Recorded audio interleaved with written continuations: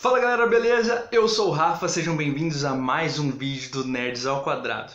Eu tava lembrando aqui que há 2 anos eu fiz uma resenha, um vídeo, uma opinião sobre um livro que eu achei muito satisfatório. Primeiro porque é um livro muito gostoso, muito interessante de se ler. E segundo porque esse livro se tornou um dos meus favoritos da vida. O livro na ocasião era O Nome do Vento.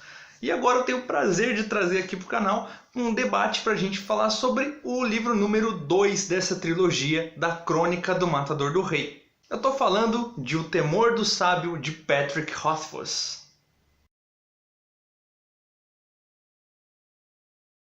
Mas antes da gente começar, eu gostaria que você se inscrevesse aqui embaixo, porque vai ajudar bastante a gente a crescer e trazer mais papo aqui sobre livros e quadrinhos, beleza?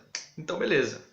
A gente parou no último livro contando sobre o início dessa história, sobre quem eram os personagens, e aqui a gente já sabe que o personagem principal é o Kvothe. Para fins de ficar mais fácil no vídeo, eu vou chamar ele de Quote, que é como eu chamava ele enquanto eu estava lendo o livro. Cada pessoa tem uma maneira de falar esse nome, então o nosso é Quote. O Quote ele é dono da hospedaria Marco do Percurso e fica junto com o seu aluno. A gente ainda não sabe muito bem do que ele é um aluno, mas é o Bast. E a gente também está na presença do cronista, que é um historiador que está procurando colocar no papel, colocar em registro a história do lendário Quote, o Sem Sangue, para as posteridades. E a gente já sabe também que o Quote disse para o cronista que essa história vai levar 3 dias para ser contada. Uma das maiores histórias que o cronista vai ter o prazer de escrever. Agora que você já sabe do que eu estou falando, partiu para o livro. O Temor do Sábio foi lançado lá nos Estados Unidos em 2011 e foi trazido para o Brasil na mesma época. Quem trouxe ele aqui para a gente foi a editora Arqueiro, responsável por essa capa muito bonita. Eu acho que uma das melhores capas do mundo. Não estou brincando, você pode pesquisar aí capas do Nome do Vento, capas do Temor do Sábio, você vai ver que essa daqui é uma das mais legais. A capa é do Mark Simonetti, olha aqui, dá uma olhadinha na capa. O Mark Simonetti ele é responsável também pelas capas das Crônicas de Gelo e Fogo.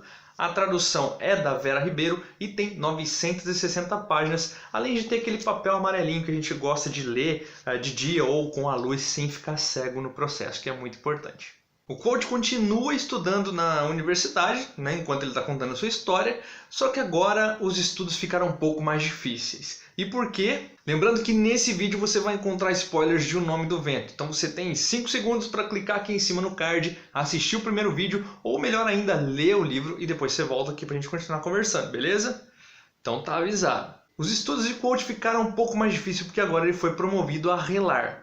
Ele foi promovido logo após chamar o Nome do Vento e acabar quebrando o braço do Ambrose Dasno depois que o Ambrose quebrou seu alaúde. O Quote recebeu sua sentença, recebeu suas chicotadas, mas também foi promovido porque chamou o Nome do Vento. Mas o Quote não era espertão, ele não sabia tudo, não fazia isso e aquilo. Mas o nosso garoto ainda está banido do arquivo. Lembra do arquivo?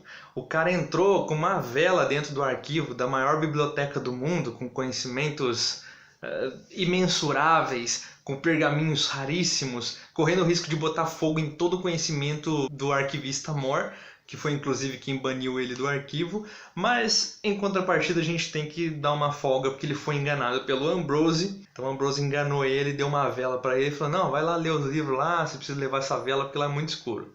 E depois esse filho da mãe do Ambrose ainda aparece no final junto com o arquivista Mor e fala a frase que eu acho que me deixou com mais raiva dele, que foi algo do tipo: vela é uma coisa perigosa, francamente, meu rapaz. Não sei onde estava com a cabeça. Seria de se esperar que um membro do Arcano tivesse mais juízo. Mano, o cara, ele apronta pro maluco e ainda dá uma dessa depois. Tipo, é pra você saber que eu fiz de propósito. Parabéns, Ambrose Dasno, você é um idiota.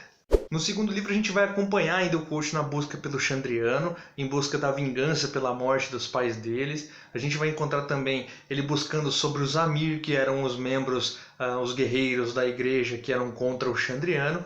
E ele vai vagar bastante, tanto pela universidade quanto por outros lugares, para poder descobrir mais sobre esse mistério. Os combustíveis dessa história são mais amigos, mais inimigos e cada vez menos talentos de prata no bolso. Eu não sei se você também é assim, mas toda vez que eu leio eu fico com nervoso do caramba quando o coach está sem um tostão no bolso e tem que pagar a taxa da universidade. que cada vez vai ficando um pouco mais caro, dependendo do desempenho dele, né? Quando ele vai fazer a reunião, as provas orais com os professores.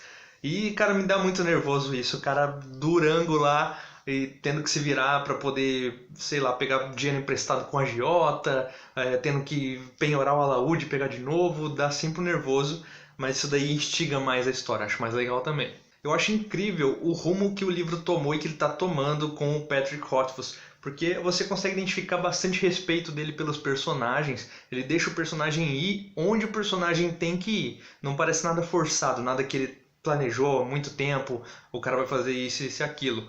Se ele planejou, cara, parabéns pra ele, porque ficou muito bem amarrado. Se ele não planejou, é uma mente brilhante de qualquer jeito. E eu coloco ele um nível acima do George R. R. Martin, que escreveu as Crônicas de Gelo e Fogo. Uma das coisas mais legais da Crônica do Matador do Rei é que o Quoth é o que a gente chama de narrador não confiável. O narrador não confiável é aquele narrador que conta a própria história. Então ele pode aumentar ou diminuir alguns fatos porque a história é dele mesmo. Não vai ter ninguém para bater de frente e falar que não foi. Não vai ter ninguém para desmentir ele. É claro que em algumas partes o Quoth vai ter lá, né, uma exaltação de si mesmo. Ele vai falar que ele fez aquilo como o grande Taborlin, que ele evocou o raio, que ele chamou o nome de não sei o quê, que ele fez aquilo e a pessoa era muito burra, mas também às vezes ele vai quebrar a cara por conta disso. Então a gente não sabe se confia ou não no garoto ainda.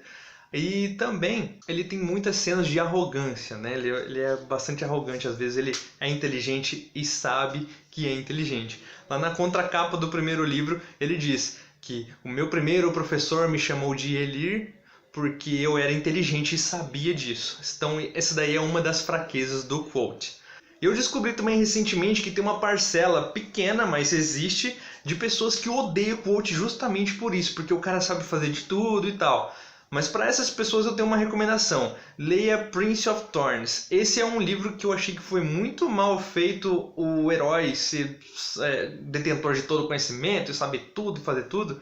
Porque, não sei, acho que foi só mal escrito ou mal desenvolvido. O Quoth e o Príncipe George, lá do Prince of Thorns, são bem parecidos, mas a escrita faz você gostar de um e odiar o outro. Algumas pessoas também já chegaram na teoria de que o Quoth é o vilão da história. Você já pensou nisso? Se já pensou nisso, você coloca aqui embaixo nos comentários. Sobre teorias a gente vai falar um pouquinho mais pra frente. Ah, e se você está curtindo o vídeo, não se esquece de deixar o like aqui embaixo, beleza? Vai ajudar bastante na divulgação. Por acompanharmos o ponto de vista somente do Quoth, a gente fica muitas vezes indignado com algumas coisas que acontecem com ele. Por exemplo, né, eu não vou dar spoilers desse livro, porque eu quero que você leia e discuta comigo aqui no comentário ou lá no nosso Instagram, mas o Quoth, em determinado momento, ele cria um problemão para si mesmo na universidade, e aí ele é convidado a dar um passeio, né? Tipo, ó, fica 1 ou 2 períodos aí sem vir para aula, acho que é melhor até a poeira baixar, e ano que vem você volta. E aí ele não sabe o que fazer, né? Era a vida do cara, estudar na universidade, procurar os segredos, explorar o arquivo quando podia, e agora ele foi convidado a ficar um pouquinho de lado. É claro que não fica por muito tempo, né? Ele fica algumas semanas ali perambulando e tocando, indo na hospedaria só, mais nada. Só que aí ele recebe um convite, né? O Conde Trape, que era aquele cara responsável por encontrar um mecenas, um patrocinador para o Quoth, ele recebe uma carta inesperada de um sujeito muito poderoso chamado Maer Alveron. O Maer é um título, né, criado dentro da história, e o Maer Alveron ele é um dos homens mais poderosos que existe no mundo conhecido, nos 4 cantos. Dentro do universo da Crônica do Matador do Rei, a gente tem vários ditados. E um deles que é bem conhecido, repetido algumas vezes durante a história, é fulano é rico como rei de 20. E no caso, Maer Alveron é literalmente rico como rei de 20. Isso porque ele é um cara muito poderoso. Ele tem um acordo especial com o próprio rei que faz com que ele seja capaz de criar exércitos, de nomear nobres, de dar títulos, terras, de mandar matar as pessoas sem se preocupar com a lei, porque ele também é a lei, e que se não fosse um golpe do destino alguns anos atrás, o próprio Maer Alveron e sua família seriam a família real de Vintas. Então o Quoth está bem servido aí de patrocinador por enquanto.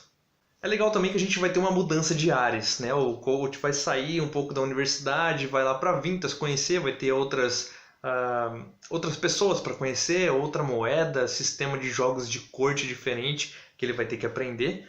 E também não vai passar por alguns apuros, né? Enquanto ele está a serviço do Maia, ele vai enfrentar uma doença misteriosa, uma tentativa de assassinato de alguém misterioso também. Ele vai enfrentar um grande roubo, ele vai enfrentar alguns bandidos responsáveis pelo roubo, vai ter um encontro com o sobrenatural puro e simples da magia e também vai aprender ou tentar aprender algumas técnicas secretas que pode custar a própria vida dele. Então, não tem mais o que falar desse livro, já está resumido aí. O Temor do Sábio é um livro maravilhoso, instigante, recomendado até pelo George Martin e todo mundo que lê gosta. Eu não conheço pessoalmente ninguém que leu e não gostou desse livro. Então quero muito que você leia para a gente poder debater umas ideias. E aqui também nesse livro vai ter muitas e muitas teorias, né? Muitas coisas que estão com ponta solta que o Patrick Rothfuss vai ter que resolver no terceiro livro, que não sai nunca, nem por um decreto. E falando sobre teorias, você e eu estamos aqui conversados agora de fazer uma playlist aqui no canal somente sobre teorias e coisas curiosas da Crônica do Matador do Rei. Então, para você acompanhar isso, se inscreva aqui embaixo, mais uma vez lembrando, inscreva-se aqui embaixo, ative o sino para receber as notificações, porque esses vídeos não vão ter uma data específica. Então ele pode aparecer de surpresa aí, de repente você está almoçando e aparece uma teoria de Crônica do Matador do Rei. Então é bom você ficar esperto, beleza?